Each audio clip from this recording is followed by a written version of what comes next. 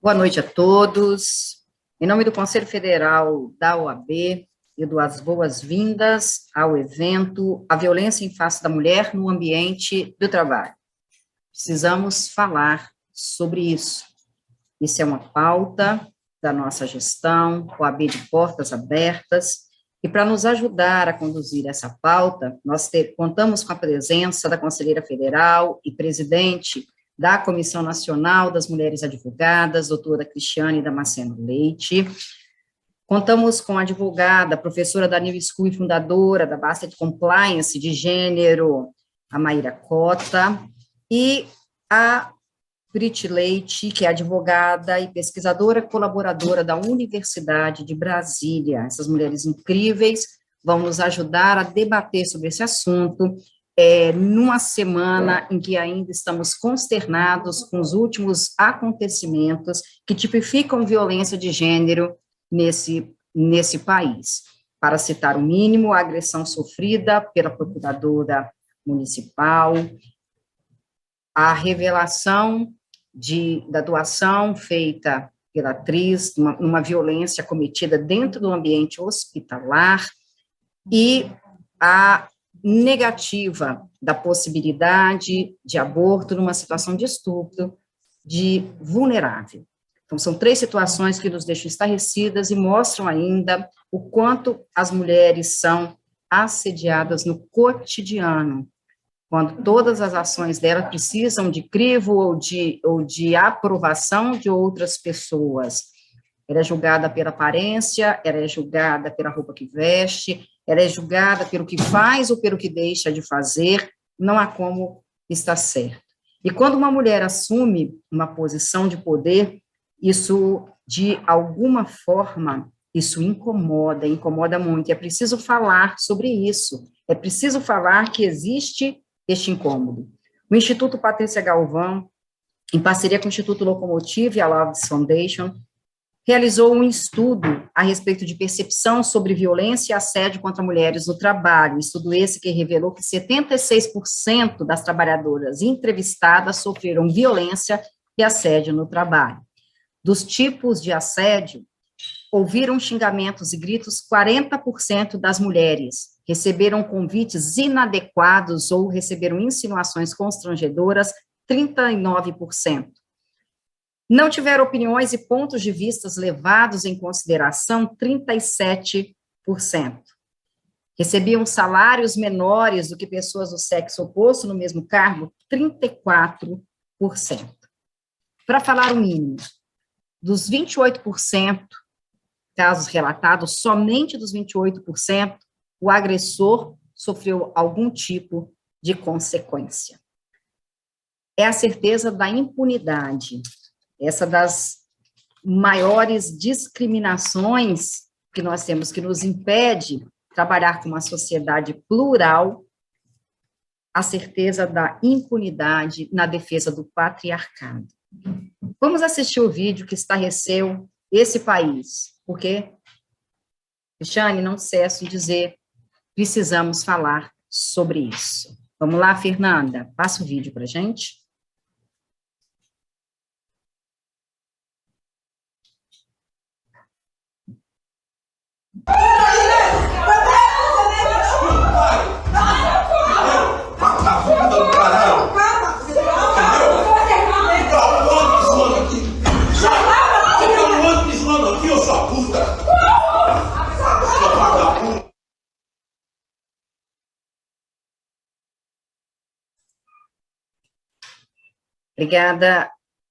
Obrigada, Fernanda.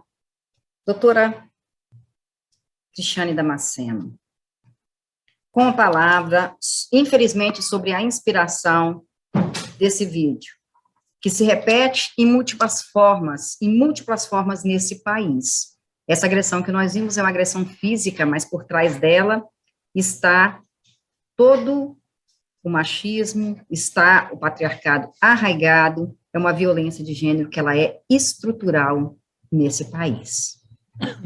Com a palavra. Boa noite a todos e a todas, quero agradecer aqui de pronto já essa companheira de ordem, a nossa secretária-geral, pela primeira vez o Espírito Santo cedeu aí, né, uma valorosa mulher para poder estar nos quadros aí da diretoria do nosso Conselho Federal, representando as mulheres desse Brasil, em razão da paridade. Então, quero agradecer a Sayuri com toda a experiência dela, de vida, enquanto professora, advogada, que está conosco nas trincheiras. A Maíra, que é uma advogada, me permita, Maíra, também vítima, né, de toda essa questão que envolve aqui o assédio, e a Preti como uma boa professora e condutora de todas nós, que vai aqui essa noite nos mostrar também um caminho para nos reencontrarmos conosco, né, porque isso é importante dentro desse processo. Essa pauta do assédio, queridos amigos e amigas, alunos queridos e professores que nos escutam, é uma pauta que ronda a nossa atividade profissional há muito tempo. Mas é um assunto que não se queria tratar, né? Porque a gente sabe que a advocacia é uma das atividades, nós não temos dados ainda, porque nós trouxemos, Maíra, esse assunto à tona agora. Então, as pessoas têm me perguntado muito assim, nós não vamos criar um observatório, nós não vamos fazer tudo isso, mas nós precisamos de tempo para, primeiro, trazer o assunto para ter um efeito educativo-pedagógico. E em todo o processo de construção, a gente não despeja tudo de uma vez, né? Então, a primeira missão nossa era fazer com que o sistema OAB acreditasse que era possível termos uma campanha como essa. Então, eu costumo dizer, e eu falei isso já em outro momento, que eu e a Maíra estávamos juntas, que nós chegamos numa terra fértil. E para que os assuntos eles possam ganhar peso, ganhar voz e evoluírem, a gente precisa ter pessoas com coração apto para poder receber. Graças a Deus, sobre a liderança do nosso presidente Beto Simonetti, a sua diretoria, Milena Gama, Sayuri Ottoni, Leonardo Campos e Rafael Orne, quando eu levei esse assunto do assédio à diretoria, como uma das pautas a serem encampadas pela Comissão Nacional da Mulher Advogada, prontamente, ninguém pestanejou, ninguém falou para mim, vamos discutir esse assunto para ver se nós temos a possibilidade de trazer ele para dentro do sistema. Prontamente a diretoria comprou a ideia da campanha do assédio. Então, para nós advogadas, essa foi a primeira vitória.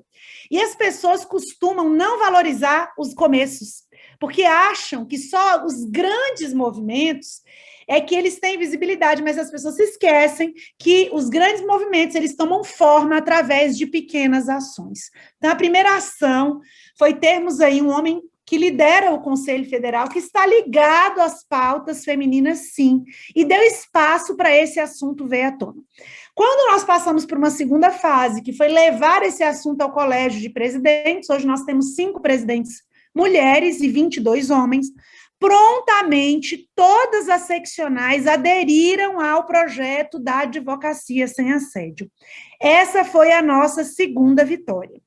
A nossa terceira vitória foi que todas as caixas de assistência, hoje nós temos 5 presidentes de caixa também, e 22 homens presidentes, aderiram à necessidade das caixas entrarem na campanha, por exemplo, com rodas de conversa e trabalhos de psicólogos para ajudarem essas mulheres nesse processo de reconstrução.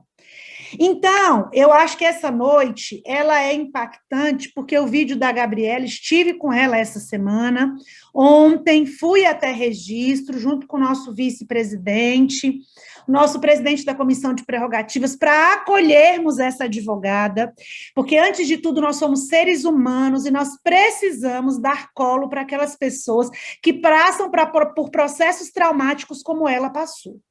Esse processo não é de hoje, esse processo culminou nisso, mas ela já vinha sofrendo, sim, assédio, e é o que nós vamos tratar, desse colega de trabalho. Agora, pasmem vocês, o nosso sistema começou a se movimentar, já lançamos a nossa campanha em 22 das nossas seccionais, né? Então, nós estamos sendo bem recebidos em todos os estados. Então, essa é a primeira... eu penso que é o primeiro caminho. Às vezes as pessoas falam assim para mim, mas isso ainda é muito pouco, mas eu volto a dizer que nós precisamos ter um início, e o início é a gente falar, é criar um canal de denúncias hoje, que as mulheres podem procurar esse canal e que ninguém vai interromper denúncia nenhuma, ela vai seguir o fluxo regular, sim, de apuração. Então, eu acho que essa é uma grande vitória para o sistema, que é a gente tratar do assunto. Nós fomos até registro, é bom a gente falar, né? A Sayuri sabe que para mim é muito importante, mais do que qualquer coisa, as pessoas. Então, nós estamos aqui, eu faço todo esse esforço, gente. Em 2 meses eu viajei 22 seccionais. Ontem eu fui e voltei para o interior de São Paulo para ir lá fazermos o ato de desagravo. E eu estou falando isso aqui não é para o engrandecimento próprio, não, longe de mim. É para dizer que nós precisamos entender e ter alteridade dentro dos nossos corações pelo outro. Então, mais do que a gente dar uma resposta do Estado para esse rapaz que já está preso, a OAB fazer a suspensão e a exclusão, porque é isso que nós esperamos, obviamente, de uma situação como essa, porque vai ter o seu efeito pedagógico também, né? A gente não tem como manter nos nossos quadros uma pessoa que não respeita uma chefia feminina, e eu vou contar melhor a história para vocês do caso. Então, assim, para nós hoje, dentro do sistema OAB, é caro passarmos por esse tipo de situação. Então, nós fomos lá para poder acolher. Ela se sentiu abraçada pela advocacia, sim. Presidente Patrícia Vanzolini, que é a presidente da OAB São Paulo, esteve lá comigo também. A Isabela, nossa presidente da comissão estadual. A Adriana, presidente da Caixa, andou 600 quilômetros para poder estar lá. E é isso mesmo que nós temos que fazer. Porque toda construção de espaço depende de um esforço. Então, você não toma nada daquilo que é bom caminhando um passo, você caminha léguas. E é isso que nós, mulheres, estamos fazendo. Estamos construindo um caminho para aquelas que vêm depois de nós. Eu não tenho filhos, mas eu tenho uma sobrinha de 7 anos, a Ana Beatriz, e nós estamos construindo o caminho para a geração dela, sim, assim como Mirtes de Campos fez por nós. Demorou 7 anos para se tornar advogada. Assim como Esperança Garcia, uma das primeiras mulheres negras que entrou para dentro do direito, construiu a história também para que me permitisse hoje ser a primeira presidente de uma comissão nacional preta, está ocupando esse papel. Existiram mulheres antes de nós que pavimentaram esse caminho. Então, eu penso que essa é uma luta que nós não podemos esmorecer. Se nós tivermos que andar 3 mil, nós vamos. Se nós tivermos que andar 5 mil, nós vamos. E não temos que entender que nós retroagimos. Assim, esses casos, eles realmente trazem à luz um problema estrutural que nós temos. Mas hoje, se compararmos com 20 anos atrás, jamais nós teríamos um espaço como esse para falarmos desse assunto. Então, também, eu penso aqui, Pretinho, você sabe muito bem, porque você já me conhece um pouco melhor, que eu não gosto de fazer e trazer aqui a boca do caos. Nós não temos que normalizar a violência, isso é fato. Nós temos, sim, que fincar o pé nos espaços de poder e fazermos enquanto mulheres, não só mulheres. Hoje passei o dia inteiro em reunião tratando sobre os próximos passos das campanhas que nós vamos fazer. Nós temos que trazer os homens para essa discussão, gente. Nós não podemos estar falando para a gente convertida, não. Falando só para a plateia que é feminina. Nós temos que trazer os homens porque eles precisam estar nas trincheiras conosco, parar de sentar em mesa de escarnecedor, eu adoro essa expressão, e tá lá batendo palma para aqueles que estão fazendo piadas machistas, para aqueles que estão fazendo piadas que nos discriminam, que nos rebaixam de qualquer maneira. Quer dizer, essa é uma ação que tem que ser de todos, incluindo os homens, sim, porque senão... Se a gente ficar falando esse assunto só entre nós, e aí, Sayuri, é importantíssimo esse tipo de discussão no meio acadêmico, porque vocês são o nosso futuro. Eu sei que tem muitas pessoas nos assistindo aqui que já têm 2ª graduação, mas tem muitos jovens aqui também que precisam tomar essa consciência desse espaço. A Gabriela, ela é a procuradora-geral do município de Registro. Esse caso dela, esse rapaz, ele já tinha pedido desligamento e resolveu voltar para a procuradoria. O prefeito tinha perguntado para ele se ele queria sair da procuradoria, porque na procuradoria o grande corpo da procuradoria é formado por mulheres. O prefeito nos contou ontem que 68% das funcionárias do município são mulheres e ocupam cargo de chefia lá. E ele preferiu ficar dentro da procuradoria. E começou a assediar as colegas com o comportamento dele agressivo. Então, as colegas ficavam com medo de estar na mesma sala que ele, né? Ao ponto da Gabriela, como responsável, líder do lugar, abrir um processo administrativo para poder apurar uma conduta inadequada dele, que levou ele a esse caso de explosão. Agora, eu quero que vocês entendam que o que mais me chama a atenção além da brutalidade, da violência física e do ódio, dele ter pegado ela de surpresa na hora que ele começou a agredir ela, sem dar chance para ela poder se defender e tudo mais, é que todas as vezes que nós estamos nos espaços de poder e nos cargos decisórios, as pessoas, elas tendem a nos desacreditar. E eu explico por que eu estou falando isso para vocês. Porque ela já tinha avisado do comportamento desse rapaz, vocês estão entendendo? Então, muitas vezes, quando a gente é responsável por determinado setor, e você chega lá falando assim, eu preciso desligar essa pessoa. Aí o chefe, muitas vezes, é homem e fala assim, não, aguenta mais um pouquinho. Não, acho que o problema é que vocês são duas mulheres, aí vocês não se entendem. Quer dizer, não confiam na nossa responsabilidade, na nossa competência de fazer ali o julgamento do comportamento daqueles que nos cercam. Então, o que mais me impressionou nessa situação foi a descredibilidade que ela teve, e não foi só ela, porque ele fez isso com a prefeita também. Ele não conseguia se subordinar às ordens dadas pela prefeita. Então, ele tem um problema com o sexo feminino, que ele tem que ir para terapia, para um psiquiatra, né, se tratar, reconhecer que tem esse problema, e fazer o tratamento. Então, assim, as pessoas não deram atenção, né, para o que ela estava dizendo. Gente, aqui eu estou pedindo socorro, nós temos que deslocar esse rapaz daqui, porque ele não dá conta de conviver com as mulheres na procuradoria. Então, Jane, esse autor... Desculpa, doutora, só um minuto. Quando a doutora falou sobre a questão da descredibilidade, né, que nos é dada. E aí eu quero trazer o conceito de Maria Luísa Coutinho, né, na publicação da OIT, Brasília, 2006. Discriminação é fundada em ideias pré-concebidas, que resultam na inferiorização das pessoas ou de grupos vulneráveis, em razão de gênero, raça, origem, idade, deficiência, saúde do trabalhador, ou por ele ter sofrido algum acidente de trabalho. É disso que se trata. Trata-se de discriminação. O nosso e-mail para envio de perguntas é o eventosoab@oab.org.br, eventosoab@oab.org.br. Você pode dialogar conosco durante o decorrer dessas falas.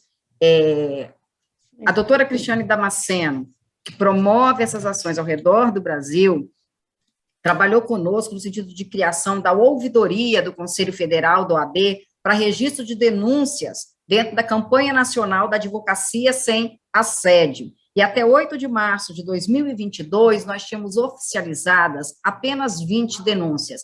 Você precisa conhecer esse canal, Ouvidoria do Conselho Federal da OAB. Nós estamos à disposição para adotarmos providências cabíveis. Nós não vamos retroceder. Doutora Cristiane, para terminar aqui essa parte, 20% dos que nos ouvem hoje, dos que estão aqui conosco, são homens. E é muito importante que vocês estejam aqui, porque somente todos juntos vamos conseguir uma sociedade pluralista e sem preconceitos. Obrigada, Sayuri, eu acho que é bem isso mesmo, e eu já vou me encaminhar para o final, porque eu gosto mesmo de falar, mas a Maíra tem coisa bem importante para poder dizer, e dizer a vocês o seguinte: não reforcem esses comportamentos, sabe? Deem credibilidade. Nós não chegamos nos espaços de poder à toa. Nós estamos aqui porque nós somos capacitadas, nós temos competência, nós sabemos o que nós estamos falando. Então, estarmos nos espaços de poder hoje, e eu fiquei pensando nisso, porque quando eu recebi o vídeo quarta-feira, gente, eu juro para vocês, se eu tivesse um jatinho particular, eu tinha saído de Goiânia, porque eu estava lá, e tinha ido direto para São Paulo. Porque, assim, aquilo me gerou um sentimento, assim, de ver a impotência dela, de não conseguir reagir àquilo dali. Quer dizer, nem nos espaços de trabalho nós temos tendo mais paz, porque dentro do ambiente doméstico já é claro que a gente já não tem, né? Os dados falam por si só. Tivemos uma advogada assassinada em Bagé, agora domingo, porque foi apartar uma briga entre um casal na porta de casa. E o agressor tomou a arma da mão dela e deu 5 tiros e matou. Então, assim, esses espaços já são espaços conhecidos, né, pela sua hostilidade, que seriam espaços de acolhimento, né, que são espaços do lar. E agora isso chegou dentro do ambiente de trabalho também. Então, para finalizar, eu penso que nós temos que punir ele disciplinarmente, para que as pessoas entendam que nós, enquanto instituição, não aceitaremos esse comportamento contra qualquer mulher, especialmente aqui no caso tratado, o caso da Gabriela. E, doutora Obrigada. Cristiane, e aí eu queria deixar um alerta e um pedido nosso, enquanto OAB, para todas as instituições públicas e privadas. Quem não pode, não consegue trabalhar com mulher, não consegue trabalhar. Ponto. Essa é uma sociedade que esses lugares, esses espaços de poder também são nossos. Então, aquele que não consegue trabalhar com mulher, não consegue trabalhar, porque na OAB ele não ficará, se ele não consegue interagir. Porque como podemos conceber um advogado que não pode trabalhar com mulher? Ele tem o direito de exigir que seus juízes, suas promotoras, seus adversários sejam todos homens? Então, ele não pode trabalhar, precisamos reconhecer. E se, conforme alega a defesa, ele tem algum problema psiquiátrico, ele precisa de terapia, ele precisa de psiquiatra, e corpo da mulher não é terapia. A gente precisa entender uma vez por todas, né? Você definiu muito bem. Vamos passar a palavra agora, então, doutora Maíra.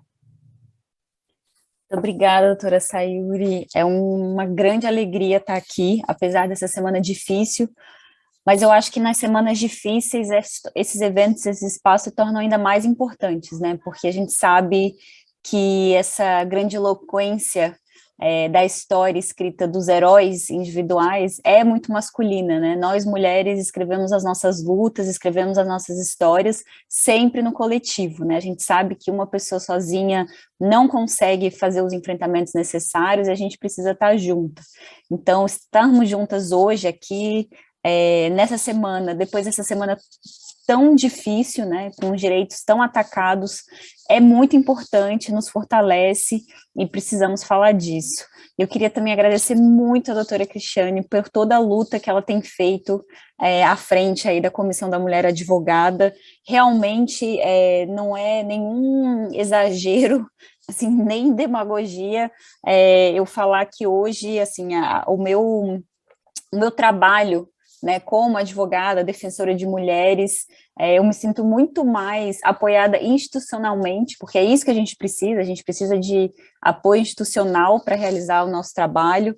Eu me sinto muito, todas nós, né, nos sentimos muito fortalecidas, acolhidas, apoiadas por essa gestão que tem se preocupado tanto com essa luta, né? A campanha da advocacia sem assédio é uma grande conquista, concordo, não poderia concordar mais com a doutora Cristiane sobre a importância desses passos, né, falar sobre isso. Se a gente for lembrar que até o final dos anos 60, não existia o termo violência doméstica, e as mulheres estavam apanhando dentro de casa, e a gente não falava sobre isso, sequer tinha um termo para definir isso.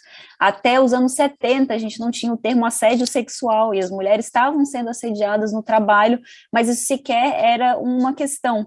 Então, a importância de nomear problemas, de tirar as nossas questões da invisibilidade, não é menor. Ela é fundamental para a gente avançar. E a campanha da advocacia sem assédio é um passo importantíssimo, é fundamental. Então, muito obrigada, doutora Cristiane, por toda essa luta aí. Tenho visto uma parte dela, né, porque é impossível também acompanhar tudo, porque você está, como você falou, correndo aí todos os estados e se dedicando mesmo de cabeça nisso. Nós, advogadas mulheres do Brasil todo, agradecemos profundamente mesmo esse compromisso. E acho que queremos estar à altura dessa sua dedicação, para a gente também poder fazer o nosso trabalho, seguirmos juntas aí. Então, muito obrigada. Foi uma semana difícil, né? Vários fatos aconteceram que foram muito consternantes e, enfim, mexeram muito e mexem muito com a gente, né? O vídeo é difícil de assistir, o vídeo de Santa Catarina, da menina de 11 anos com a juíza, até hoje eu não consegui ver, são questões que mexem muito com a gente porque, de certa maneira, a gente consegue se identificar no nosso próprio corpo, né? Nós, mulheres, somos muito costuradas no nosso próprio corpo. Então, as violências que a gente sofre, os assédios, os abusos, ficam muito marcados. E quando a gente vê outras mulheres passando por violências, a gente imediatamente se identifica. Ainda que não sejam exatamente as mesmas violências, sejam condições distintas e outras questões nos separem, esse tipo de memória costurada no nosso próprio corpo, segue muito presente, né? Então, é muito dolorido para nós. E eu gostaria de começar com esse ponto da descredibilidade da doutora Gabriela, né? Que ela passou por isso, que é algo também que a gente consegue muito se identificar. Quando a gente discute assédio, eu costumo falar, né, no direito, a gente sempre discute a questão da verdade, os fatos, o que aconteceu, tenta estabelecer quais foram os ocorridos. Quando a gente fala de assédio, de violência contra mulheres, violência de gênero de maneira geral, muitas vezes a questão não é sobre os fatos.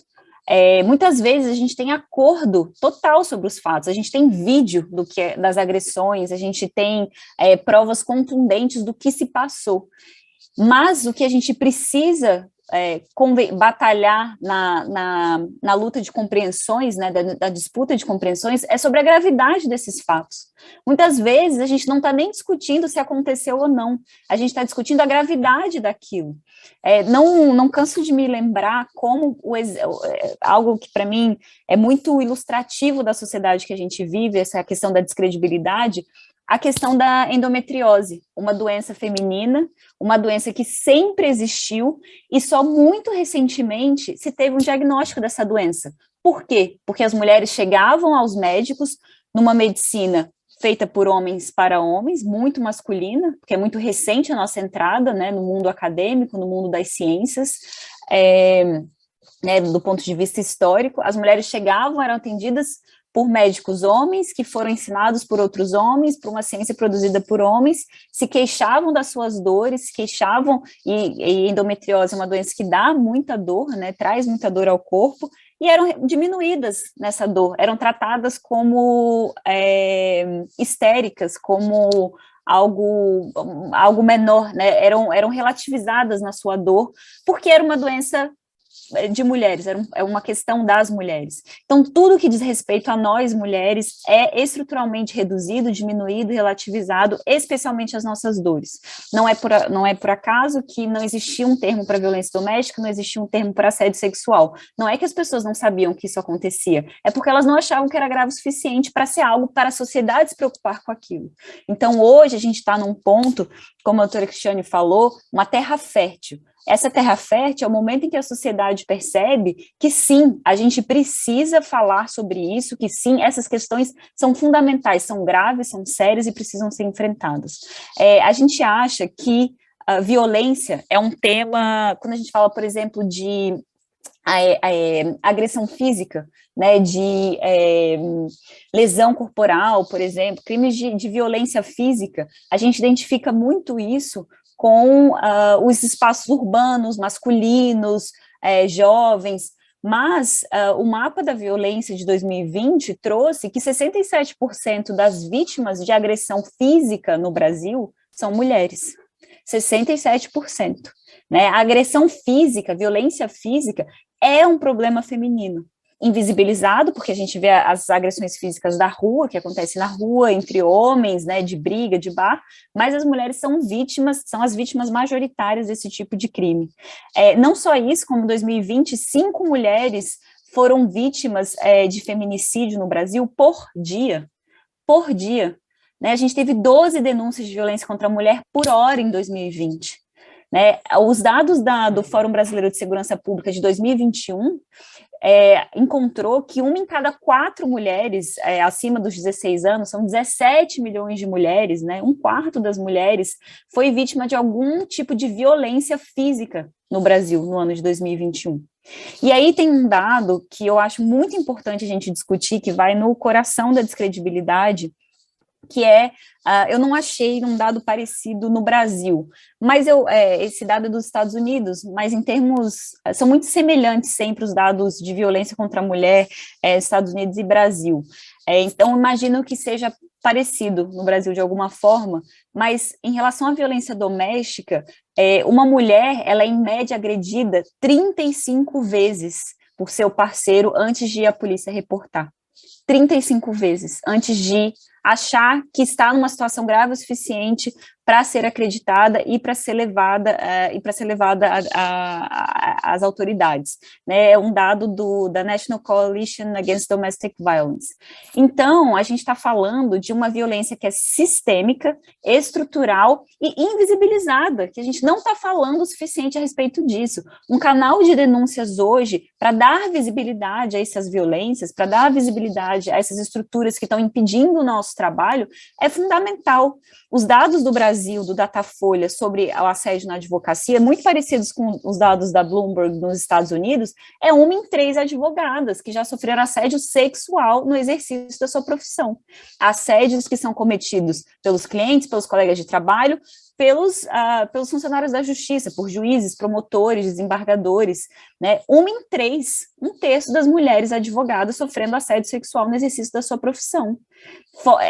Fora os outros tipos de violências, de microagressões diárias que a gente sente, e acho que aqui todas nós, mulheres que ocupamos espaços públicos, espaços de poder, e quanto maior a intensidade do poder, mais hostil ele é à presença das mulheres, né? A gente ocupa ali na tenacidade, no enfrentamento, porque a gente quer, né? A gente reivindica aquele espaço para a gente, mas não vem natural. A doutora Cristiane sabe muito bem, eu sei muito bem tudo que a gente precisa enfrentar, como nós somos atacadas nesses espaços, como o nosso trabalho é questionado como forma de nos atacar, né? Porque quando não tem mais nada a ser dito, começam a atacar o nosso trabalho, começam a fazer esse tipo de enfrentamento, e a gente sabe que hoje uma mulher que está no espaço de poder, ela chegou ali tendo que ser muito melhor que todos os outros homens, né, porque o que tem, eu costumo, enfim, a gente, quando você vê uma mulher ascendendo na carreira, pode ter certeza que ela é muito boa, porque teve que se provar várias vezes, né? Está cheio de homens medíocres ascendendo na carreira, mulher medíocre não, de jeito nenhum, né? A gente precisa sempre trabalhar muito mais para si, porque aquele espaço não foi feito, não foi construído para nós, né? A gente reivindica do nosso jeito. Então, hoje, o assédio sexual é algo que afeta a todas nós, a todos nós. É mais uma forma de nos deixar constrangidas de estar ocupando um espaço de poder, né? E quanto mais forte esse poder, desse espaço, mais intensa vai ser a hostilidade dirigida a nós. E, de fato, esse ápice, né, desse vídeo, eu acho que me encaminho aí para o final, porque também gosto muito de falar, mas quero muito ouvir. Acho que a gente precisa lembrar que esse vídeo da violência, nenhum agressor acorda um dia e decide bater numa mulher porque ele tirou da cabeça dele, né? Normalmente, agressores, assim como na violência doméstica, o assédio também ele é muito cíclico, começam com as microagressões, as violências menores, e a gente vai relativizando, não vai dando crédito suficiente para essas mulheres, até chegar numa violência mais intensa. E, apesar de concordar com a questão de terapia e desse homem, evidentemente, precisar de algum tipo de tratamento, a gente também não pode excusar pela patologizar, desculpa, essa hora eu já estou exausta, por uma patologia, né, fazer uma excusa dele por uma patologia. Por quê? Porque esse tipo de violência está espalhada, é estrutural na sociedade, nem sempre com tanta intensidade, mas a gente precisa também enfrentar as microagressões, as violências menores, que estão ali, de certa forma, naturalizando, invisibilizando essas violências maiores. O choque, ele não pode ser seletivo, ele não pode ser um choque só quando é algo que você, homem, acha que nunca vai fazer. O choque tem que ser como falou a doutora Cristiane, com a mesa de bar que faz piada machista, com os colegas que ficam diminuindo as colegas mulheres de trabalho, com todos os homens que de alguma forma contribuem para essas estruturas patriarcais que organizam esse tipo de violência. A gente precisa fazer esses enfrentamentos na raiz, porque se a gente ficar esperando um outro vídeo de uma outra agressão para aí sim se organizar e mostrar solidariedade, a gente vai ficar enxugando o gelo. A gente precisa mudar as estruturas que estão permitindo que essas violências aconteçam. Por isso, estou muito feliz da gente estar aqui hoje e acho que seguimos aí firmes nesse enfrentamento. Obrigada. Obrigada, doutora Maíra. Dados do TST mostram que, até o mês de abril de 2022, foram registrados 23.409 casos de assédio moral e 1.358 de assédio sexual. E o triste é dizer que o resultado geral, ele aponta que somente 49% de trabalhadores que abrem processos por assédio conseguem sucesso, porque é muito difícil provar. Eu quero agradecer a participação com os comentários da Jaqueline Canal, da FAESA, de Vitória, Espírito Santo, e também da doutora Berenice Almoura Garcia, advogada de São Paulo. Elas compartilham conosco situação de violência moral e psicológica que sofreram, né, e até a superação dessa situação. Estamos juntas, colegas, vamos em frente, né, a gente vai dar conta. Vamos lá, doutora Priti, vamos ouvi-la agora. Ok, obrigada pelo convite, doutora Cristiane, doutora Sayuri, o conselho. A importância dessa temática está sendo debatida por nós mulheres, nas diferentes perspectivas que estão em nosso lugar. Mas, enfim, o tema ele é sensível e falar sobre isso nos reporta sentimentos de muita humilhação e indignação. É o que nos comove nesse momento. E, para isso, a gente vai tratar de algumas temáticas, como direitos humanos, prevenção à violência e as habilidades que essa mulher precisa ter acesso, a ter consciência de como se prevenir desses espaços de agressão. É como já foi dito, a agressão física, ela já é o final de toda uma situação que já foi instalada e já agrediu essa mulher até o seu limite. As agressões começam na zona emocional.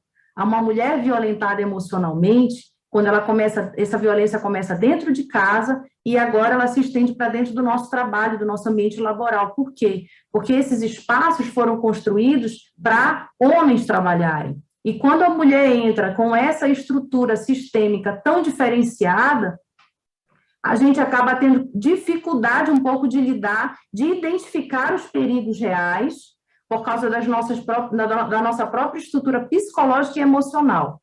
Dentro dos projetos que eu trabalho muito na questão da prevenção à violência, tratando das habilidades emocionais, a importância que nós temos que ter lidar com os nossos emocionais, porque a partir das nossas emoções, dos nossos aspectos emocionais, nós vamos conseguir identificar as nossas necessidades, e dessas necessidades, a gente, conseguindo atender essas necessidades, a gente consegue se lançar no mercado de trabalho, no nosso ambiente, no nosso desenvolvimento laboral, a gente consegue dinamismo e protagonismo na nossa história. E a nossa história, ela tem um obstáculo que é justamente essas violências que a gente acaba enfrentando. Então, a importância de debater esses assuntos dentro de políticas públicas, como eu sempre falo, a política pública, esse instrumento que nós estamos utilizando aqui, levantando a temática, trazendo consciência das perspectivas de prevenção e combate quando os males já estão instalados, é que é importante para nós, porque as nossas perspectivas, as perspectivas femininas, estão em um processo de mudança, em um processo de construção, porque dependendo dos aspectos que envolvem a nossa história, aspectos culturais, e essa falta de familiaridade com o nosso processo emocional e psíquico, a gente tem mais dificuldade, sim, de lidar com isso. É muito comum, ainda é muito comum na nossa história feminina, na nossa história de mulher, nós temos nossas mães e as nossas avós ainda dentro de casa. Então, em muitas famílias, em muitas regiões, a filha e a neta são as primeiras de uma geração a se lançar no mercado de trabalho. E ali ter que lidar com questões técnicas, com tantas habilidades que a gente precisa ter. E a habilidade emocional, ela vem ser o centro. Habilidade emocional, habilidade mental, habilidade de se conectar consigo para prevenir esses aspectos de abuso e violência dentro de casa e dentro do nosso ambiente de trabalho. Então, temas polêmicos como esses, como o aborto, como a violência, como a agressão que a gente assiste no vídeo, nos agride, nos humilha. E a gente para pensar em que momento essa mulher se torna vulnerável. Essa mulher se torna vulnerável ainda dentro de casa, quando ela é criada pelos seus pais. A própria construção de pensamento, de comportamento, ela é toda comprometida. E quando essa mulher ela vai para o mercado de trabalho, ela continua a ser violentada. Porque como nós não temos no nosso histórico educacional, em grande número, né, a gente está falando não de pessoas que tiveram o privilégio de ter acesso a outro perfil de educação, é onde algumas pessoas sabem lidar melhor com seus aspectos emocionais. Mas quando a gente não sabe, não teve acesso a aprender a lidar com os aspectos emocionais, nós nos tornamos vulneráveis dentro de uma sociedade. Então, a gente tem hoje um grande número de mulheres altamente competentes, inteligentes, aptas a desenvolver seus papéis de comando, de poder e de qualquer tipo de trabalho que seja dado a ela, mas muitos de nós ainda estamos inabilitadas emocionalmente para lidar com as próprias emoções. Então, a violência física, as estatísticas são altas, mas a violência emocional e a violência psicológica é muito mais alta ainda. Então, por isso que a gente precisa fortalecer habilidades de prevenir, para garantir com que essa mulher consiga se colocar num lugar seguro, porque o lugar quem escolhe somos nós. O nosso lugar, o lugar que eu vou atuar, o lugar onde eu vou ser protagonista da minha história, sou eu que escolho. Então, política pública no sentido de fortalecer essa mulher, aonde estão essas habilidades que ela consegue o protagonismo da própria história. E aonde que ela consegue, a política pública vem para tratar de um contexto geral para que essa mulher possa ser ouvida e respeitada. Mas o nosso protagonismo, ele é inegável. A gente precisa ter o protagonismo da vida nas habilidades, nas capacidades, no lugar de fortalecimento, no lugar de segurança, no lugar de liderança, mas é um lugar onde cada uma de nós tem capacidade de construir. Nós precisamos investir em políticas públicas que nos ensinem habilidades emocionais e habilidades mentais, mudanças comportamentais, paradigmas sociais que tenham a ver com o universo feminino. Por isso a importância de mulheres tão ativas e protagonistas de uma história maior, como a doutora Cristiane e a doutora Sayuri. Então, nesses aspectos, a gente fortalece direitos humanos, a gente fortalece política pública, a gente fortalece o direito ao diálogo, onde todas as perspectivas sejam levantadas, sejam acolhidas, para se tratar de um assunto de uma forma mais harmônica. A gente começa a falar dos nossos aspectos mentais, para a gente aprender como que funciona a nossa sensibilidade feminina. Por que a mulher é mais sensível? Por que a mulher ela lida com gestão pública diferente como o homem lida? A natureza dessa condução é diferente, porque a mulher ela tem um contato com a dor muito mais cedo do que o homem. O homem, ele é orientado para ele sair de casa. A mulher, ela é construída para lidar com a dor, com cuidado. Então, nós temos uma sensibilidade para a dor muito maior do que esse homem gestor. Então, essa perspectiva feminina, ela tem que ser valorada 50%. E aí nós vamos tratar política pública na perspectiva feminina, considerando os aspectos sistêmicos de sensibilidade, de fortalecimento, de segurança, de prevenção e garantia de que essas mulheres se tornem mulheres habilidosas e capacidades para lidar e sair do lugar de violência e de abuso. Eu acho que essa fala, ela consegue colocar alguma coisinha para a gente. Sayuri, você me permite só fazer eu acho que é bem isso mesmo, Preti, só uma observação, eu trabalhei 10 anos, gente, dentro de juizados especiais aqui aos arredores de Brasília, com violência doméstica com mulheres carentes. E o que eu percebi? Que, efetivamente, as mulheres não conseguiam sair, e aqui eu não culpo elas, não. Eu acho que o ponto fundamental vem muito pelo fortalecimento mesmo, né? A questão financeira é um ponto, e emocionalmente é nos dado o dever de suportar aquilo por causa dos filhos. Então, você ter e você criar as meninas com essa consciência muito clara e segura de que a consciência muito clara e segura, isso te possibilita até mesmo de criar um escudo contra o agressor. Então, assim, desculpa, gente, é porque meu celular não para. Então, assim, esse é um dos pontos que a nossa preocupação, e nós estamos trabalhando agora, para isso. Para que as mulheres se fortaleçam a tal ponto que deem um basta. E aí é claro que, para isso, o Estado precisa criar estruturas também para recebimento dessas mulheres. Então, por exemplo, a Casa da Mulher Brasileira, bem estruturada, para receber essa mulher com os filhos, ter um programa de reinserção dela no mercado de trabalho. Isso faz parte do processo da gente tirar a mulher desse estado de violência. Agora, o ponto fundamental que a Preti colocou de fortalecimento emocional, para que as mulheres consigam diagnosticar desde pronto, né, os traços de violência, não carreguem o dever de estarem casadas com pessoas que sejam tóxicas, porque tem isso, né? Então, tem coisa assim, aguenta mais um pouquinho, ele vai melhorar, ele vai parar de beber, né? Chega em casa mais cedo, porque esse não é o ponto. Então, o ponto do fortalecimento, eu acho que é, sim, muito importante. Bem, nós temos ainda algumas manifestações aqui, temos uma pergunta, Daniel Neves, dizendo o seguinte, ao notarmos os mínimos indícios de violência, seja de qual natureza, quais são as primeiras medidas que devemos tomar para ajudar a colega e até para evitar um resultado desastroso, como no caso da procuradora, tomando os devidos cuidados para não expor e agravar as violências já sofridas, né?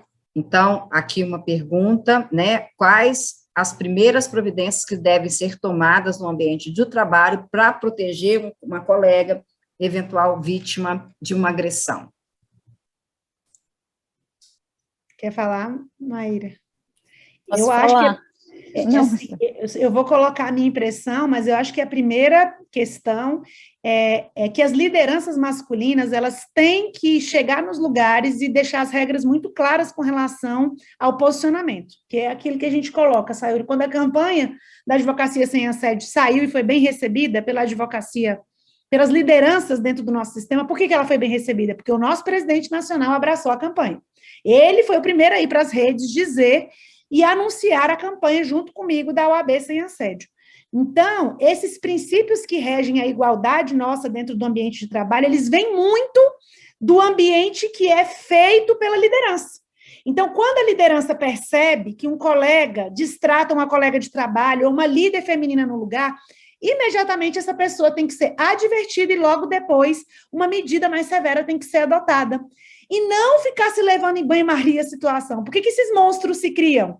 Por causa disso, porque as pessoas acham que daqui a 1 ano melhora, 2 anos melhora, ao ponto de se praticar o que se praticou com a Gabriela. Então, acho que o primeiro ponto é termos lideranças masculinas conscientes dos nossos espaços, de valorização dos nossos espaços, de igualdade dos nossos espaços. Doutora Cristiane, a doutora Sueli, de São Paulo, ela, inclusive, coloca aqui a surpresa dela, da rede social, LinkedIn, com mulheres escrevendo que a atitude do agressor pode ter sido por alguma provocação da vítima e etc., etc., que foi o que falamos no início. Mulheres, sororidade, ponto 1. Ponto 2, precisamos parar de colocar descrédito na fala das mulheres. Em terceiro lugar, eu quero dizer que a procuradora possui o dever de ofício de abrir o processo administrativo disciplinar. Ela não o abriu por uma opção, ela abriu porque ela tem o dever, assim como toda chefia tem dever de instaurar o processo. Isso não é uma opção dada pela administração pública. Então, relatos dizem que somente 34% de casos relatados são apurados no ambiente de trabalho. Na administração pública, isso não é uma opção, também não deveria ser na iniciativa privada. Eu quero registrar ainda as congratulações recebidas pela doutora Cristiane, da OAB do Paraná. Ok? Mais algum acréscimo? Eu queria só acrescentar, doutora Sayuri, que concordo totalmente com o que a doutora Cristiane falou, e acho que também não só as lideranças, os colegas também, se você vir alguma situação de assédio, se coloque disponível para ser testemunha. Olha, raros casos de assédio eu vejo que é surpresa, que as pessoas assim, nossa, não imaginava que essa pessoa pudesse fazer, que era assediadora. Normalmente são casos que todo mundo tem alguma noção do que está acontecendo, mas na hora em que a denúncia é feita, na hora em que vai ser reportada às lideranças, ninguém aparece ali junto, todo mundo se assusta e não tem apoio nessa hora. Então, acho que ninguém precisa ser o homem salvador, no sentido de vou fazer essa denúncia por essa mulher e fazer a justiça por ela. Não, as mulheres têm condição de levar as suas denúncias à frente, mas se coloca à disposição para ser testemunha, para relatar o que você viu,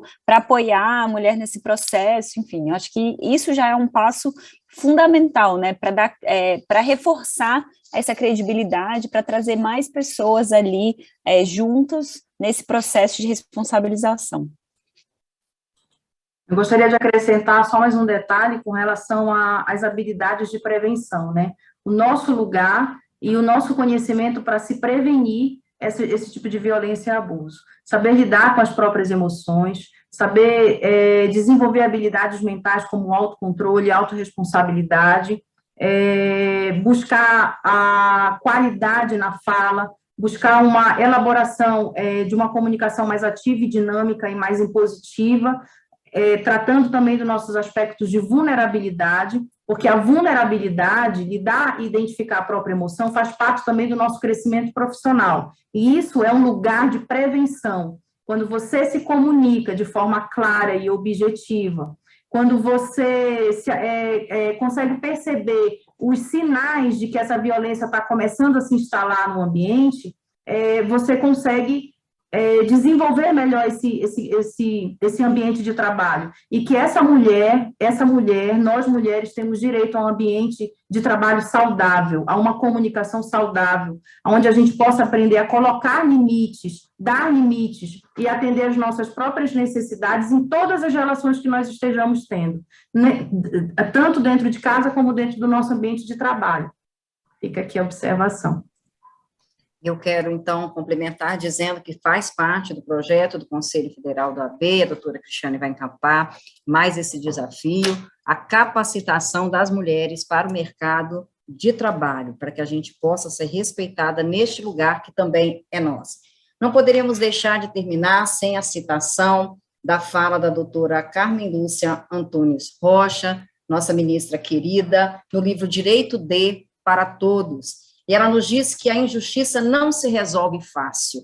A democracia não prospera sem cuidados. Direitos humanos, e os direitos das mulheres são direitos humanos, a garantir a democracia tenra e frágil, como é próprio do humano trato da vida, demanda mimos e atenções, que ao menor descuido podem muito sofrer. É nosso dever preservar os direitos e as garantias das mulheres conquistadas de forma tão árdua por essas mulheres que nos precederam e por aquelas que ainda hão de vir. Eu quero agradecer a participação das doutoras nesse evento, a disponibilidade de tempo, a disponibilidade de abraçar a causa, porque a gente sabe que não é só esse evento, que esse evento é uma pílula do que as doutoras têm realizado em prol das mulheres e da advocacia brasileira. Quero também registrar um agradecimento muito especial aos empregados da OAB que possibilitaram esse evento, e eu vou citar por todos o Tarcísio, vou citar a Fernanda, que está aqui da gerência de eventos, vou citar o Lorival, o nosso pesquisador, que traz o subsídio para que a gente possa realizar eventos com qualidade técnica científica. Muito obrigada a todos, quero desejar uma boa noite e já deixar o convite para a próxima pílula que vamos trazer no mês de julho. Em julho, teremos eventos especiais, concentrado nas mulheres, não eventos de exclusão, mas de inclusão, porque queremos ouvir a voz da mulher que está em situação de poder, para que possamos ajudá-la a trilhar esse caminho principalmente na seara da advocacia. Mais uma vez, obrigada a todas, boa noite a todos que participaram aqui conosco. É um prazer tê-los nessa OAB de portas abertas. Boa noite, um beijo.